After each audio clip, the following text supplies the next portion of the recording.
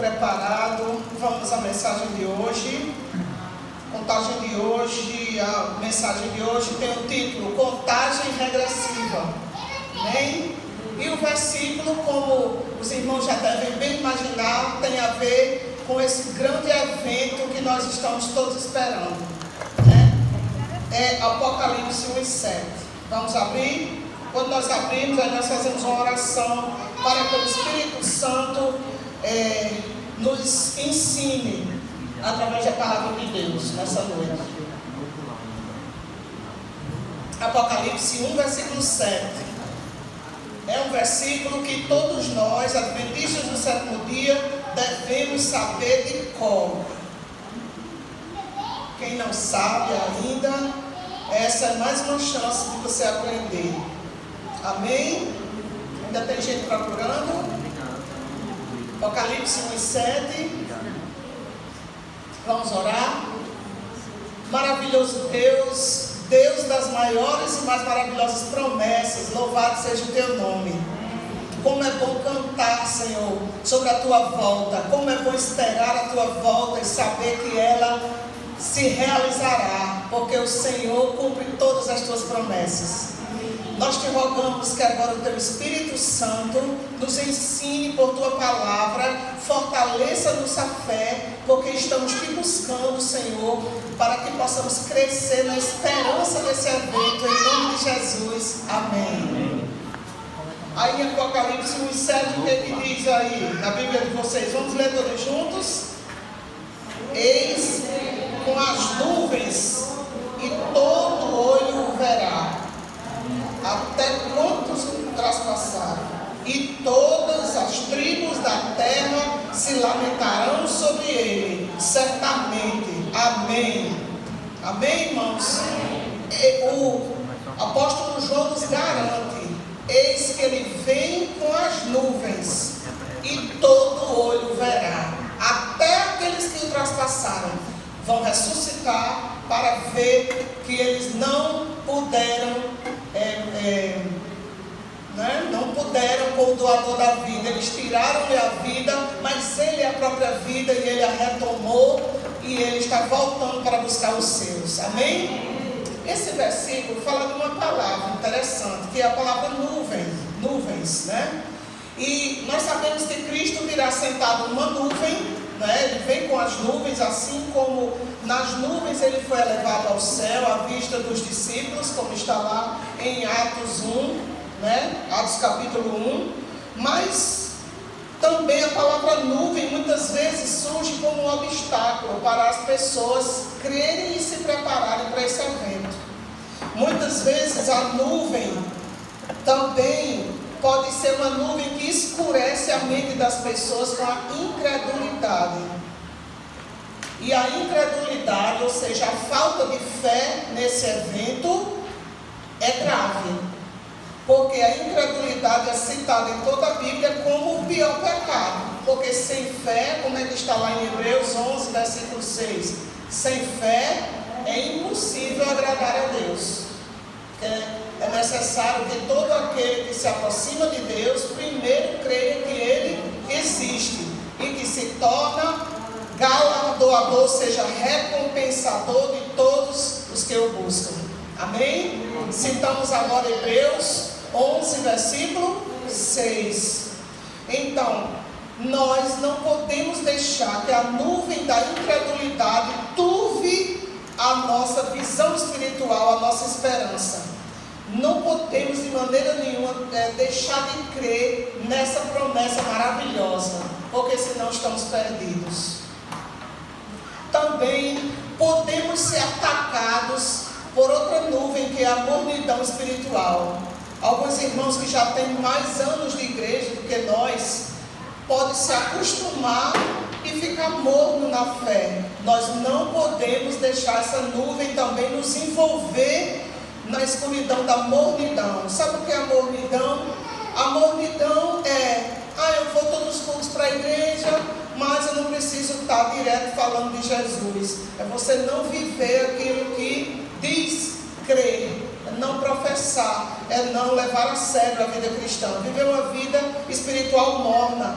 Não podemos deixar essa essa nuvem escura da mornidão espiritual nos envolver e turvar a nossa mente, a nossa visão espiritual da volta gloriosa de Jesus. Viu, irmãos? Existe outra nuvem também que pode nos cegar para essa visão espiritual. Ela é chamada de secularismo.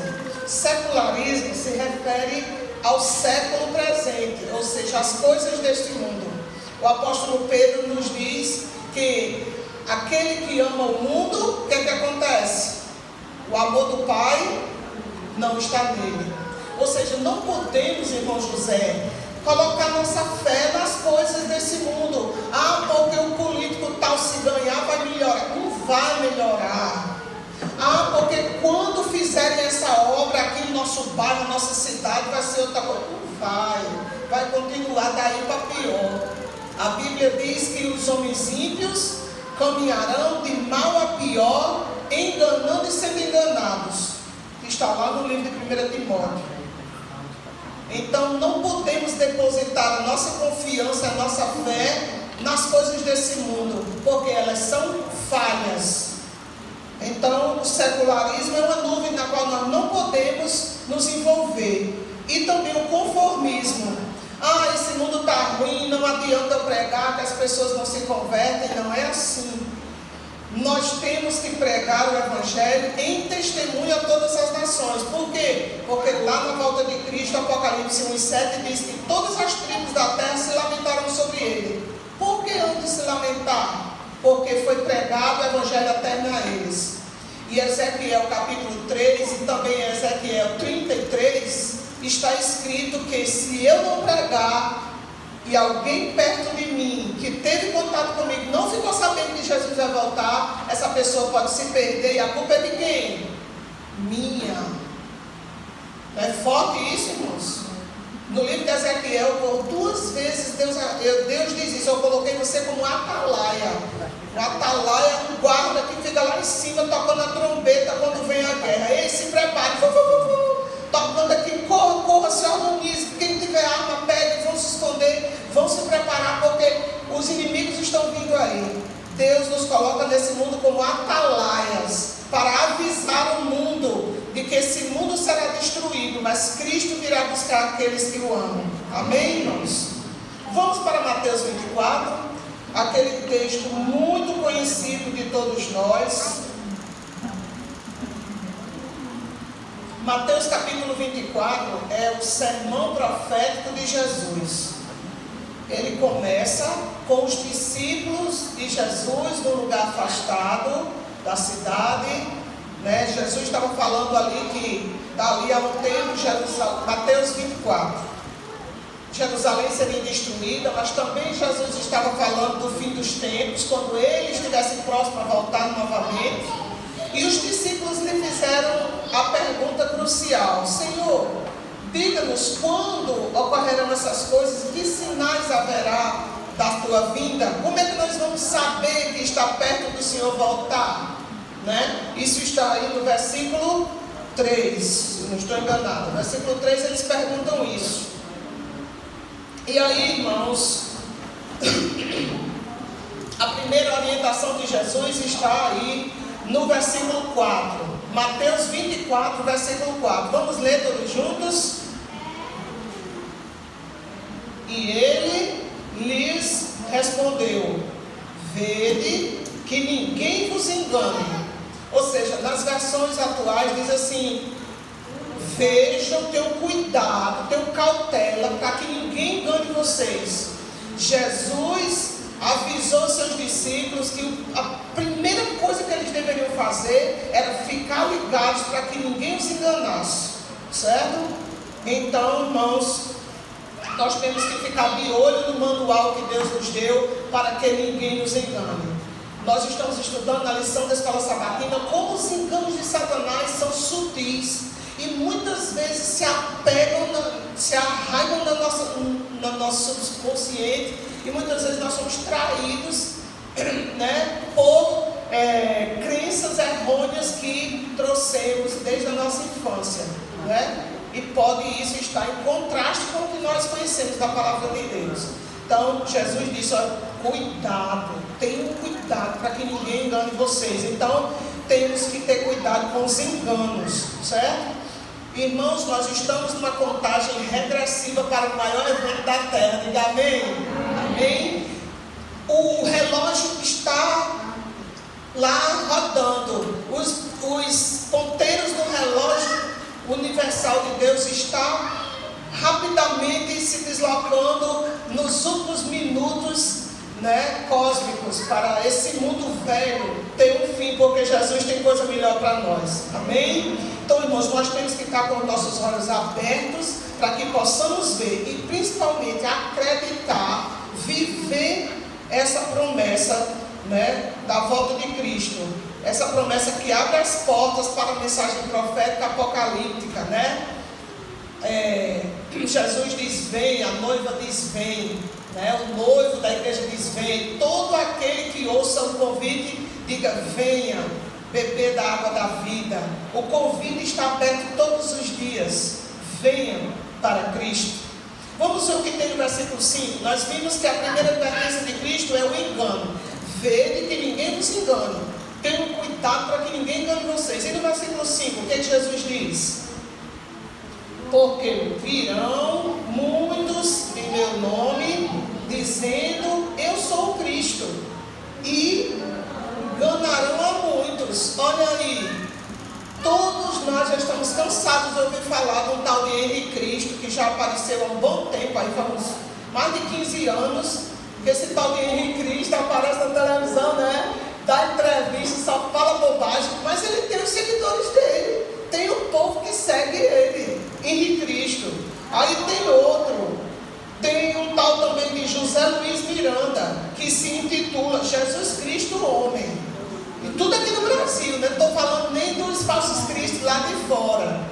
Esse cara, esse José Luiz Miranda, que se intitula Jesus Cristo Homem, ele diz que Cristo reencarnou nele, o que já é uma grande mentira, porque a Bíblia não fala em reencarnação.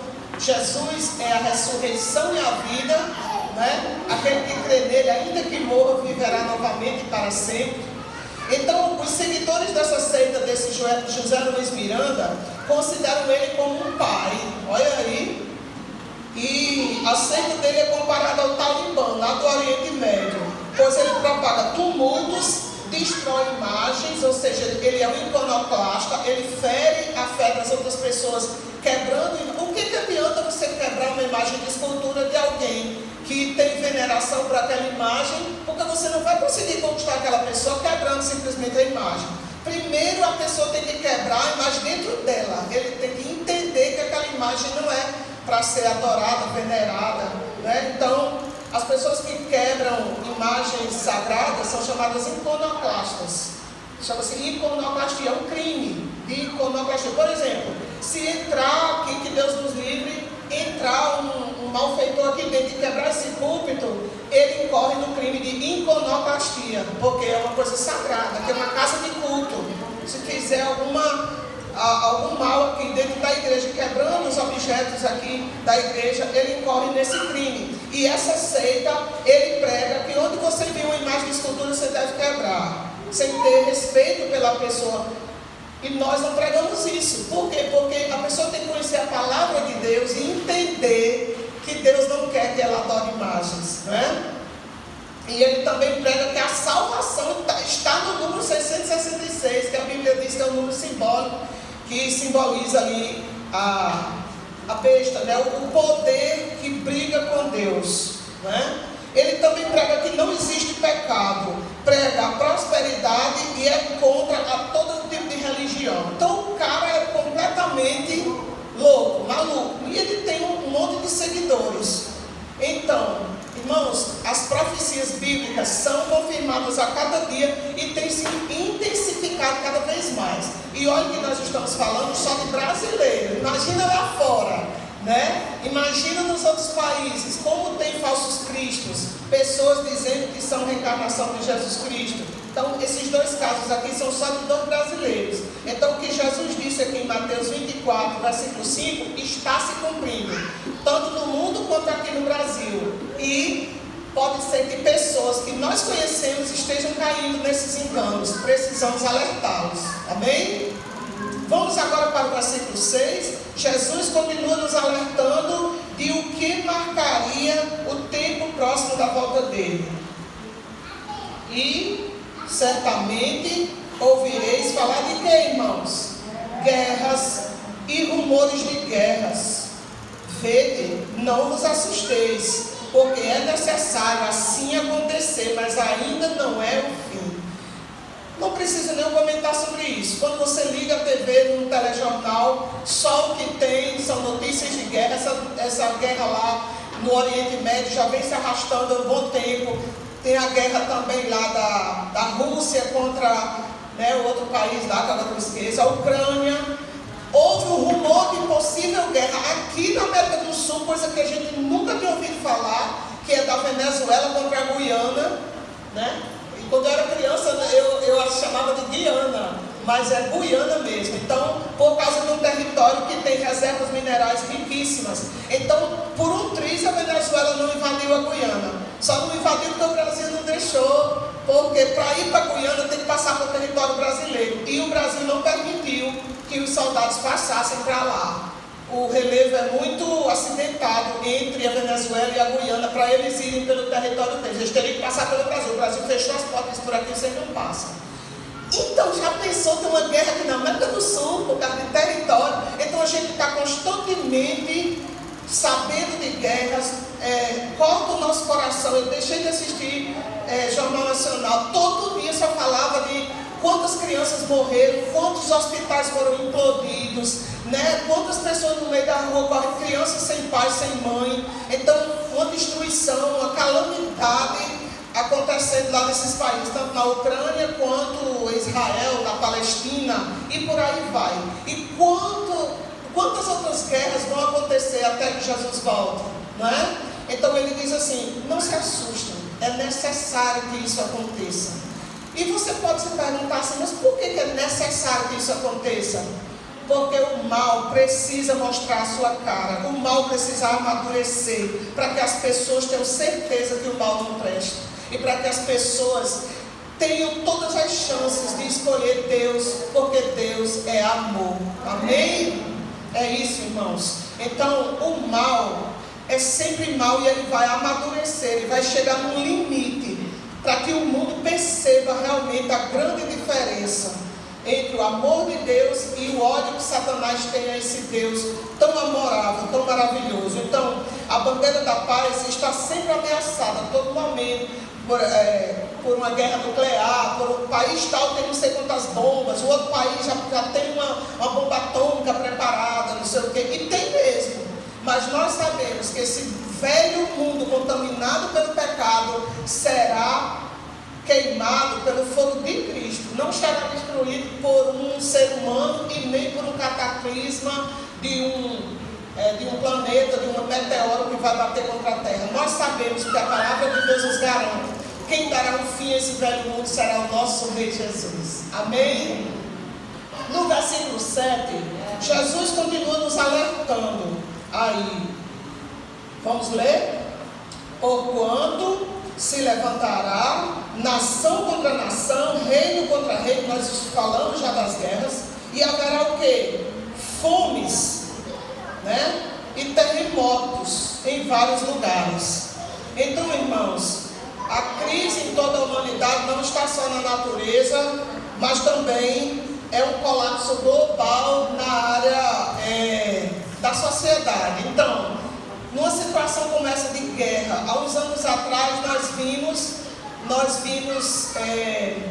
pessoas, se não me engano, são da Síria, vindo para o Brasil porque lá estava em guerra. Venezuelanos até aqui em Açu já chegaram, porque a Venezuela praticamente não tem mais estabilidade econômica. A Argentina quebrou economicamente. Qualquer brasileiro que chega na Argentina é rico lá, porque o real vale mais de 5 pesos argentinos. Sabia disso? Lá na Argentina, quem chega lá com o dinheiro daqui do Brasil, ele ganha até desconto para comprar, porque eles querem o real, porque o real é super valorizado, porque a economia da Argentina quebrou já há um bom tempo antes do presidente atual chegar. Então, nós estamos vendo que há um colapso na economia global, já faz uns anos. Já faz uns anos que eu prego aqui e digo que eu viajei com uma pessoa que era da Espanha e ele disse que a Espanha estava quebrada economicamente, por isso ele tinha vindo para o Brasil. E a esposa dele é de Natal, foi para lá, casou com ele, ela tinha uma loja e ele trabalhava numa grande empresa, então a loja dela era bem sofrida, a loja de roupas. Mas aí a Espanha quebrou economicamente, ele foi despedido, ficou sem emprego e eles resolveram vir para Natal, para perto da família dela, e ele virou caminhoneiro. Ele disse: a Espanha só vive hoje do turismo. Tem muitos prédios antigos, tem o futebol, os estádios de futebol que as pessoas vão para ver aqueles jogos. Então a Espanha hoje vive de turismo, porque está quebrada economicamente. O que sustenta a Espanha é o turismo. Muitos outros países também estão assim, vivem uma maquiagem econômica. Os Estados Unidos, a gente sabe disso há muito tempo. E o que? Para onde cai isso? Para cima dos pobres. É para cima dos pobres que cai isso. O dinheiro do mundo, por causa das injustiças sociais que o pecado trouxe à humanidade, se concentra na mão de poucas pessoas e a maioria passa necessidades, passa fome, certo? Então, gente, a miséria é notória em muitas regiões do mundo e a fome tem a cada dia se tornado alarmante. A combinação de crise alimentar e desaceleração econômica faz que mais de 1 bilhão de pessoas passem fome no mundo. Ou seja, existem 8 bilhões de pessoas no mundo e mais de 1 bilhão passam fome. Não é incrível isso? Então, no Brasil, quase 40 milhões de pessoas passam fome.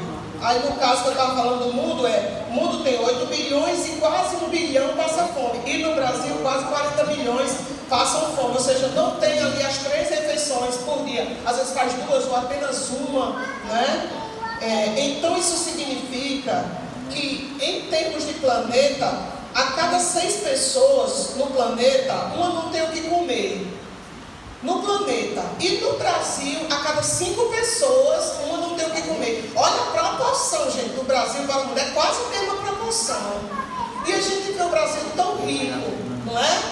Tanto que produz alimentos, mas a opressão, mais uma vez causada pelo pecado, faz com que a renda fique na mão de poucos e muitos não tenham condições para se alimentar, pelo menos com as 3 refeições diárias. Então, irmãos, 1/5 da população mundial está com fome em estágio de desnutrição ou subnutrição. Essas evidências comprovam mais uma vez que a crise acontece em todo o mundo. Jesus já tinha dito, haverá fomes, cada dia vez mais fomes. Pessoas que têm muito não têm coragem de doar. Você veja que os supermercados não têm coragem de doar, eles não doam nem a pau. Aquelas frutas, aquelas verduras que estão ali, só porque tem uma manchinha, só porque começou a murchar, não doa. É uma luta para você conseguir alguma coisa no supermercado, né? Ou no restaurante, não doam. Então, é também um sinal. A fome, a pobreza, a má distribuição da renda no mundo também está inclusa em Mateus 24, que é um sinal claro de que Jesus está perto de vir, irmãos. Amém? Jesus está perto de vir. E no versículo 7 ainda fala que haverá terremotos em vários lugares. Então nós vemos aí também que o mundo está sempre sendo sacudido por tsunamis, terremotos, maremotos, tornados. Gente, no Brasil já tem tornados. Teve tornado recentemente aqui no Rio Grande do Sul, né? Então, o aquecimento global, secas, enchentes, não precisamos nem demorar muito nisso, porque nós estamos aí vivenciando, a região sul, vivenciando esse momento de muita penúria, porque o Rio Grande do Sul acabou, né? E a última vez que eu vi notícias sobre isso, os bancos brasileiros já tinham enviado 23 milhões doação para reconstruir o Rio Grande do Sul. E a notícia dizia que isso não dá nem para o começo. A pessoa, a gente fica pensando, meu Deus, 23 milhões é muito dinheiro. Só que o Rio Grande do Sul não existe mais. É praticamente o estado mais pobre que tem no Brasil hoje, porque acabou tudo. Então, exatamente, a natureza está gemendo e chorando, como está lá em Romanos 8:22. A natureza, a criação de Deus, geme e sofre angústias até agora, à espera da redenção, que nós também esperamos a volta de Jesus. Amém, irmãos? A natureza muda, mas a natureza está sofrendo. Quem é que não sabe que as enchentes nas grandes cidades são causadas porque cidades são construídas no lugar do rio passar, né? Quem é que não sabe que os deslizamentos de terra ocorrem porque as casas são construídas onde antes tinha as árvores para segurar ali aquela terra? Muitas casas são construídas de forma errada, né? Porque as pessoas não têm condição de construir uma casa mais bem estruturada, constrói ali, aqueles deslizamentos acontecem e acaba soterrando as pessoas.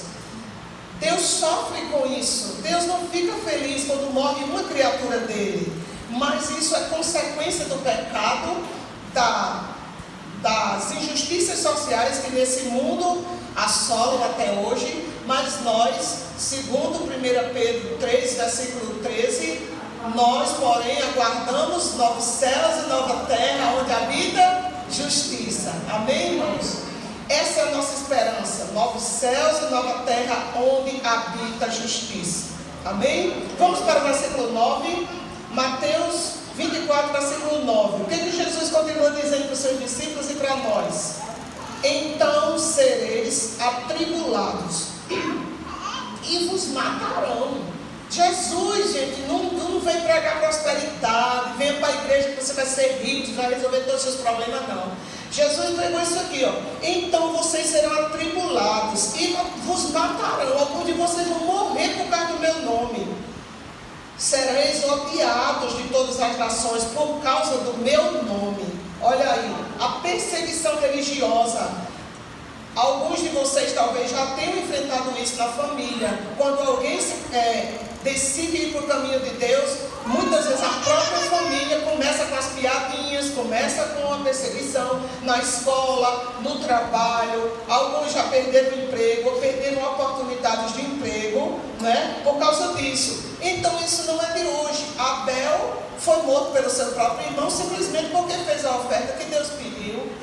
Não é verdade? O irmão teve inveja, porque Deus recebeu a oferta dele, porque era exatamente o que Deus pediu, a dele não era. E ele foi lá e matou o irmão. Mordecai ou Mardoqueu, que era o primo de Esther, foi odiado por Amã, que era o primeiro-ministro do rei lá. Por quê? Simplesmente porque ele não se prostrava diante dele. E todo mundo se prostrava. E Mardoqueu só se prostrava diante de Deus. E ele mandou construir uma forca, Amã construiu uma forca para matar Mardoqueu, só porque ele não fazia reverência a ele. Só simplesmente por isso, né? Davi foi odiado por Saul, porque Davi era ungido do Senhor, tinha a presença do Espírito Santo, era um homem segundo o coração de Deus. E Saul teve raiva de Davi simplesmente porque Davi tinha paz e ele não conseguiu ter. E tentou matar Davi várias vezes. E daí por diante, a gente vê que Jesus foi odiado pelos fariseus, pelos saduceus, pelos escribas, pelos líderes da igreja na época, porque ele fazia o bem, porque ele pregava o amor, porque ele curava, porque ele ressuscitava, só por isso. E o mataram, porque ele manifestava a vontade de Deus. E os discípulos de Jesus, esses que ouviram essa pregação, conviveram com muitas perseguições e praticamente todos morreram de forma trágica, foram assassinados, foram os primeiros heróis da fé. Apenas o apóstolo João, que escreveu o Apocalipse, morreu idoso de forma natural, de velhice. Os outros foram crucificados, foram degolados, foram rasgados pelo meio, né? Foram heróis da fé, cumprindo exatamente o que Jesus disse aqui. Então, irmãos, não esperemos que a vida cristã seja um mar de rosas, porque Jesus não pregou isso. Jesus disse que haveria sempre perseguições na vida daqueles que amam o seu nome, mas que ele disse: aquele que perseverar até o fim será salvo. Amém, irmãos? O versículo 10, o que ele nos diz?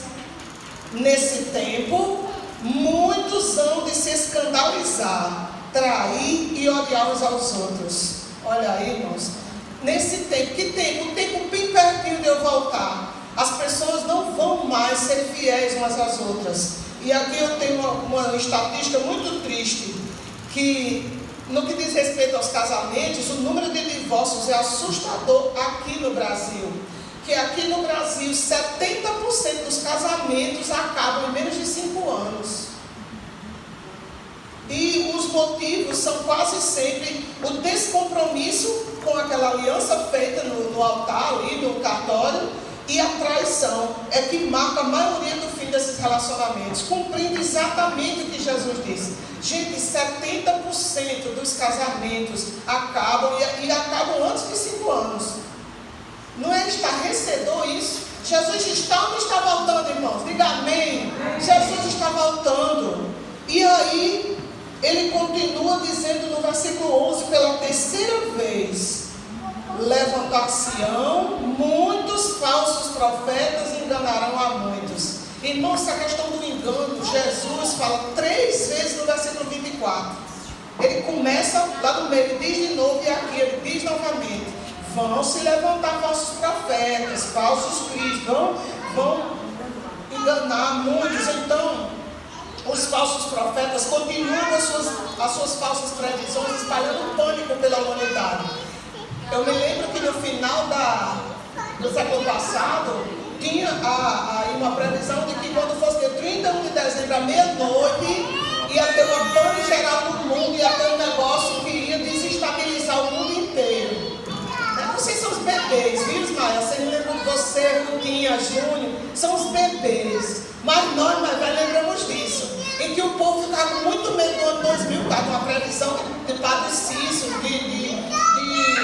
daquele Frei Damião, não sei de quem mais. Nós tratamos, que dizia que de 1000 passarás até 2000 não chegarás e tal. E as pessoas ficavam com muito medo. Lembra? Era.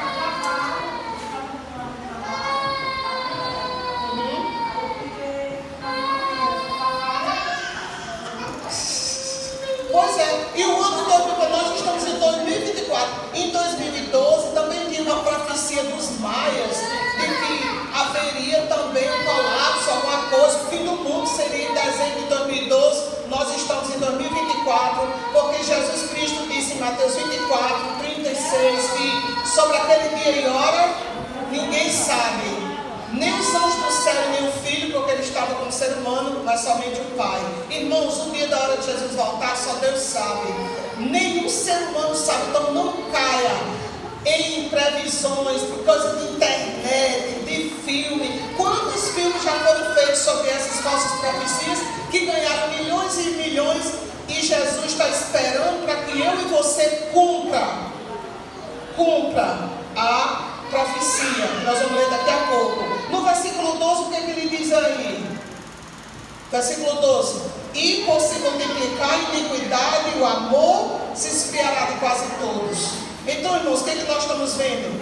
Atrocidades, latrocínios, crimes cada dia mais chocantes, coisas que são assim arrepiantes da gente ouvir, estão se tornando o quê? Comuns no noticiário, do rádio, da televisão, né? Filhos matando os pais e saindo para lanchar, né? Pais matando filhos, jogando pela janela, enfocando, colocando na geladeira, dando veneno para os seus filhos, né, irmão José? Que coisa triste. Onde é que já se viu falar nisso? Então, na palavra de Deus, Jesus diz: quando estiver pertinho de eu voltar, a iniquidade estará tão grande que o amor esfria. A mãe não tem amor pelo bebê que saiu do seu ventre. Esgana a criança, joga dentro do vaso sanitário, rebola pela janela, joga dentro do mato. O pai joga sua filhinha por uma janela para cair 5 andares lá embaixo, espatifada. Ou seja, o amor está se esfriando na humanidade, irmãos. E Deus está esperando ver um povo que tem amor no coração. Deus está esperando ver um povo que tem o amor verdadeiro no coração pelo seu semelhante. Amém? Então, irmãos, nós precisamos cumprir essa profecia aqui do versículo 14. O versículo que eu citei ainda há pouco é o 13. Aquele, porém, que perseverar até o fim, esse será salvo. Amém? E o versículo 14 é a última profecia que Jesus nos inclui nela. E será pregado este evangelho do reino por todo o mundo, para testemunho a todas as nações. Então virá o fim. Amém? Exatamente. Missionários estão espalhados por todo o mundo. Nós vimos aqui no Provai Verde que são poucos os países do mundo. Alguém receba um copinho dela, por favor, para não ficar certo? Então nós vimos aqui que dos 218 países que estão catalogados pela ONU, a Igreja Adventista do Sétimo Dia já está presente em 209. Então são poucos países que falta a mensagem adventista chegar. E para isso, missionários se preparam para pregar. E é aí que entra a nossa fidelidade a Deus, nossos dízimos e ofertas. Fica uma parte aqui, mas uma parte vai lá para o resto do mundo. E nós vemos esse trabalho sendo feito no Informativo Mundial das Missões todos os sábados. Não é maravilhoso, irmãos? E nós aqui pregamos ao redor da nossa casa, do nosso trabalho, né? Damos um bom testemunho, né? Eu achei maravilhoso. Um dia desses eu fui lá no restaurante popular e eu cheguei em casa e disse: mãe, é tão bonita a maneira como o Felipe cumprimenta os homens que estão na fila. As mulheres eu não escutei ele falar nada, mas cada homem ele diz uma palavra boa. Cada homem, que eu acredito que todos os dias estão ali, ele tem aquela brincadeira, tem aquele jeito afável, e os caras se sentem assim, amigos dele. A gente vê que eles tratam ele com amizade. Ou seja, no dia que ele encontrar qualquer homem daquele em qualquer lugar, ele já tem uma abertura para falar de Jesus para eles. Por quê? Porque ele é amorável com eles, ele tem aquele afago. E aí, fulano, hoje tem a comida que você gosta, ei, hoje você vai gostar do feijão, eita, hoje tem aquela coisa que você gosta tanto, e faz aquele afago. Eu fiquei, que bom que nós temos um cristão aqui, dando bom testemunho de cristão, recebendo as pessoas bem, né? Alimentando as pessoas bem. Então, irmãos, nós somos impelidos a alcançar os não alcançados. Nós somos chamados por Deus para cumprir essa última profecia, para que então venha o fim. Para as pessoas que não creem, não conhecem essa palavra, o fim do mundo traz medo, traz temor, mas para nós é a nossa bendita esperança, como está lá no Tito 2,13, aguardando e apressando a bendita esperança que é a volta de Cristo. Amém? Eu vou pedir que o sonoplasta coloque a música final para nós cantarmos em pé. Vamos nos preparar para esse evento, irmãos? Vamos pregar sobre esse evento, vamos viver essa esperança. Não vamos deixar que as nuvens escuras desse mundo turvem a esperança que deve estar fixada no nosso olhar, no nosso coração. Jesus volta, aleluia, amém. Amém? Vamos viver isso, vamos demonstrar amor pelas pessoas e pregar essa mensagem com a nossa vida e, se for possível, com as nossas palavras. Pode colocar a música que eu pedi. Pode aumentar, pode aumentar.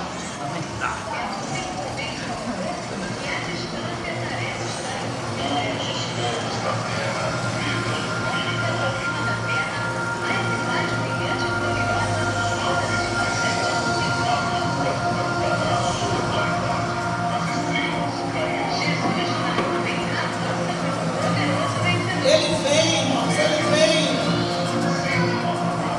Vamos nos preparar.